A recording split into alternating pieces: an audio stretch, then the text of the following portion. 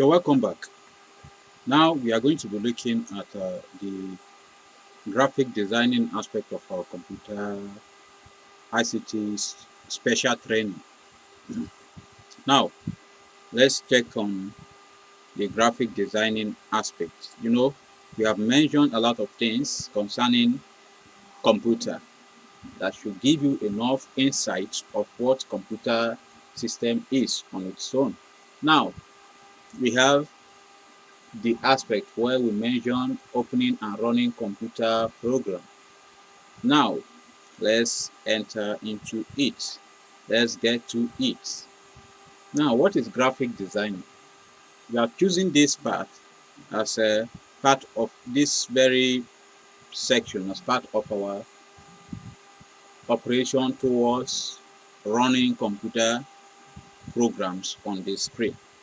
Like I mentioned before, if you are following up this lecture, you would notice the fact that I refer to this as application software.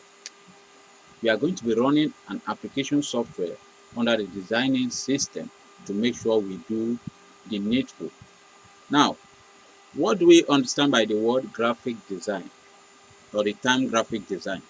In the contemporary world of today, graphic designing has taken many people to the next level in their life due to the fact that all industries need well-skilled graphic designers for their goods and services promotion. Now, the graphic designers are those who are expected to build illustrative and dynamic graphic contents for the company, government, and individual. There are various types of graphic designing softwares, e.g. Adobe Illustrator, Design Wizard, Blender, CorelDRAW, and Int'l. What a designer needs most is mastering the choosing software. That is, you need to master the software you're going to be using in your graphic designing world. Now, today, as a designer, after passing through this lecture, you will be given the opportunity to know where to go and make money even from the comfort of your home.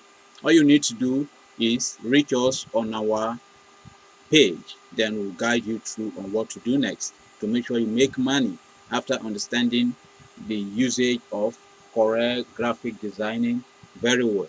We are going to be using CorelDRAW as our case study in terms of graphic designing field. Now, CorelDRAW is an advanced, sophisticated graphic designing application software used to carry out various graphic tasks in the ICT world. We shall be using Corel Suite X7 as a case study. Corel Suite X7 as a case study. Now, this is Corel S7 Suite as a case study. Now, we are going to be using it. Here is the features of Corel Suite X7. In every application software, they have these simple features in common. Features of this kind are common with application softwares. When you look at this, we have the welcome page here, which is also referred to as welcome screen. Welcome page contains a welcoming message from the designer of the application software tagged CorelDRAW.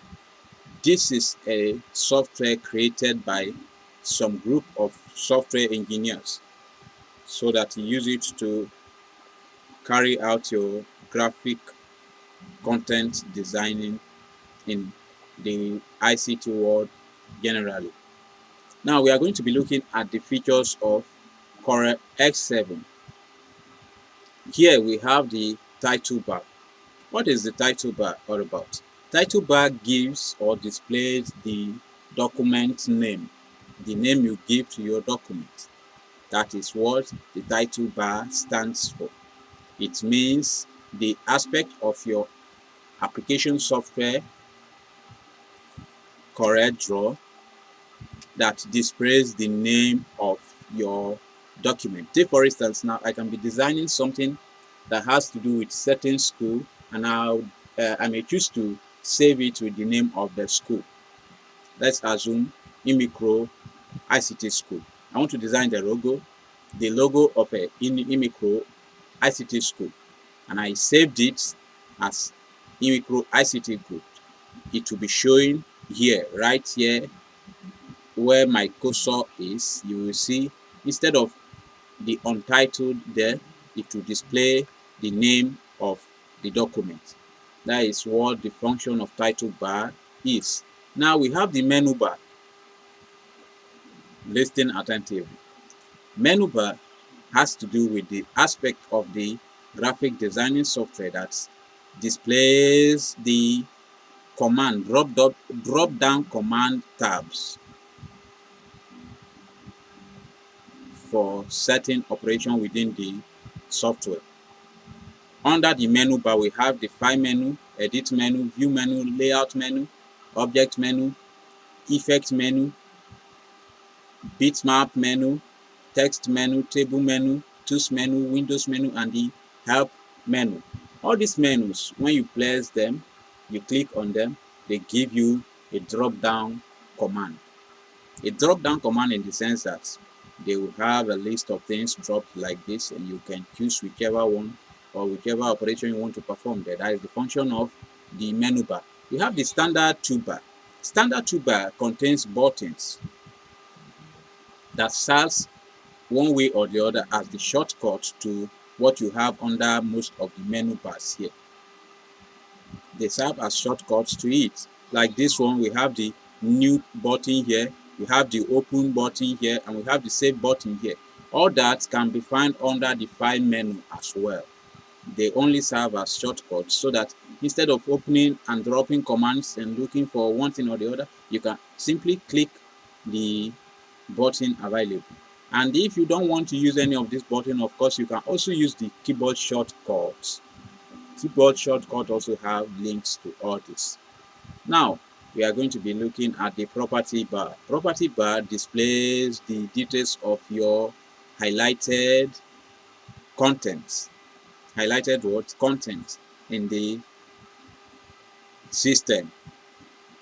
Take for instance now, you can see A4 here. That means the paper size of this page is A4. And the size according to inches, then the orientation, which is either portrait or landscape. You have the arrangement of this and the choosing measurement scale, and so on and so forth. If you click another thing now, all these details will change. Those are property bars. They display the properties of your current location within the system or your current highlighted content. Now we have the document bar. Document bar is this one here, where all the newly opened documents or the added documents display. They have the names displayed here just like the way it is on the title bar. That is how it will display under the document bar. We have the ruler guide. Ruler guide helps you to measure your documents appropriately. You can have 2 inches size of certain letter, and you want to have it just the way it is in your hard copy. You want to have it designed like that before printing out. This ruler guide will help you to get your size accurately. Now we have the window page. Window page is the blank wide area you have outside your main page. That is, here you can drag any of the designs, any of the contents to keep aside here. Then while working here, you can design and keep a lot of things outside the main page in the Windows page. And we have the drawing page. Drawing page is the main paper page you have here, paper size page that you have here, where you perform all your drawing. Is that clear? We have the color palette. What is color palette? Of course, you can see it here. Color palette displays all the colors you need. You can add or remove from color palette by right clicking on the window page, and you select color palettes. You can add there or remove. Now we have the scroll bar. Scroll bar is this one. You can see the arrow here down and the other arrow up. And we also have the other scroll bar here to the right and to the right and to the left here. So those are scroll bar. They help you to move all these pages around. You can move from one side to the other easily. We have the status bar. The status bar, of course, displays the status of the contents you have on your system. Just like the difference between status bar and property bar is that these have more deep analysis of the properties of what you have on the screen, on the Windows screen, or the window and drawing page. But here it contains status, the common status of your operation within the system. You can see it here where the cursor was will be seen around this area. While you move your cursor, the status bar will be following it up just like a live state. Then you have the choosing color at a time will also be shown under the status bar. Status bar mainly show the current operation going on. Now under the buttons, if you look at the right hand side of your application software, of the software you are using, you see this negative sign, that is minus sign, and this double window sign and the X sign here. What are the meaning of those signs? The minus sign stands for minimize. If you click on it, it will take the windows of your application software to the tray, the system tray. Now we have the maximize size. Before this size can show in this form, it means your window is not in full size. If you click it, it will expand the window to its fullest size. Now we have the close button here. This is minimize button, maximize button, and the close button. Now this close button function in a way that helps you to close your program. Immediately you just click it, the program shut down. That is what close button is all about. Now we are going to be looking at the toolbox. Toolbox, if you watch it on the interface, the interface we just passed now, the toolbar was at the left hand side. We highlighted it like this there, but we brought it out in full here so that we can analyze all the features of toolbar. Inside the toolbar, we have all these tools encapsulated therein. There are additional tools, but these are the standard tools available for a graphic designer, and you can use it. If you want to go deeper, you can just click on this very dotted arrow here. It will bring more options for your tools to be using, but these are the ones that are defaultly displayed, and you can use this to perform simple and sophisticated graphic work in correct environment. Now we have the pick tool. What is the pick tool here? This arrow is the pick tool. If you click on this arrow, it allows you to pick any content. You get it? It allows you to pick and drag any content. Now before we continue talking about the toolkits, the pick tool, what is the toolbox? The toolbox contains everything you need to give a presentable design in correct graphic suite. Just like any other profession, a graphic designer must understand the toolbox. If you do not understand the toolbox and how it works, you will not be able to give a good job to your customers or clients, because you will not be able to even perform the needed tasks in order to give what your customers needs mainly. Now, like I have mentioned, the pick tool gives you access to holding the objects, be it text, objects, or picture. If you are on this pick tool mode, immediately you click it, you'll be able to pick the objects and drag it around your screen, either to the Windows page or the drawing page. Now we have the shape tool. Shape tool helps you to modify the shape of your content or the choosing object. If you click on shape tools like this, it simply makes your shape or the design shape to become flexible. you'll be able to drag it to various curves. That is the work of shape tools. It helps you to drag and move your desired shape in different directions. We have the crop tool. Crop tool is used to crop the picture or an object, just like normal cropping in the pictures of your phone. You have some phones that have this crop features. We have the zoom tool. Zoom tool zoom in and out the objects. If you click on zoom tool, it can bring closer your object to you so that it will be more bolder, and it can also move it back so that you will not be able to see it. It's zoom in and zoom out too. Just like you can see it here, it's just like a magnifying glass. So we have the freehand tools. Freehand tools gives you the access to be able to hold down your left click key and use the mouse to write whatever you want to. Freehand tools can be used to drag anything and draw anything according to your decision. After drawing it, you can convert it to shape. If you are good at doing that, there is freehand tools for you. You have the artistic media tool. This helps you to give various shapes.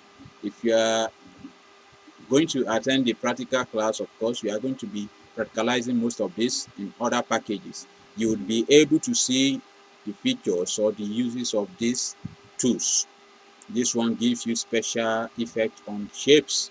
And we have the rectangle tools.